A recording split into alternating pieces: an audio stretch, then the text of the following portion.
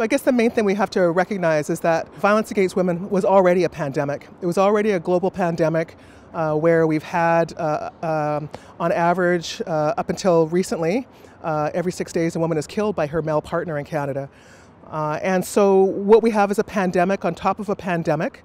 And what that's meant is that COVID-19 has compounded the effects for women, which is to say that there's increased isolation, it's harder to access resources, and there's more precarity around being able to navigate.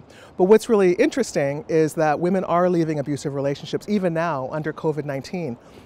We have seen many women leave abusive relationships, and that's been quite interesting to know that in spite of this pandemic on a pandemic, women are fleeing violence and seeking safety. The changes in the numbers that we saw was very specific, that we decided at the beginning of March to scale up our crisis line to 24 hours and 7 days a week. And then progressively we saw increases in calls from 50% to 100% to 300%. And we've been somewhere in there since. And so for us, that's a considerable change.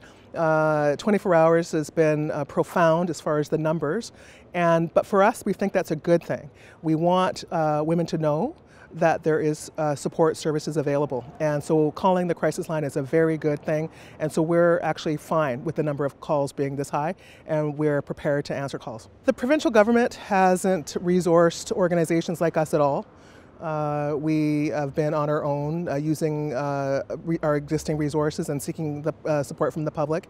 The federal government did provide support for sexual assault centers and for shelters, so organizations like ours fell through the cracks, so we haven't received any remedy from the federal government either.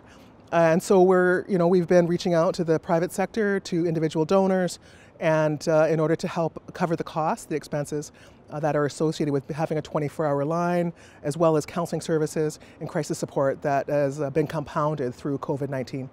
For anybody that is concerned about somebody that could be in an abusive relationship or is unsafe, the easiest thing to do is to go to our website, bwss.org. Our homepage has been dedicated to resources and information, including how to text or call our crisis line.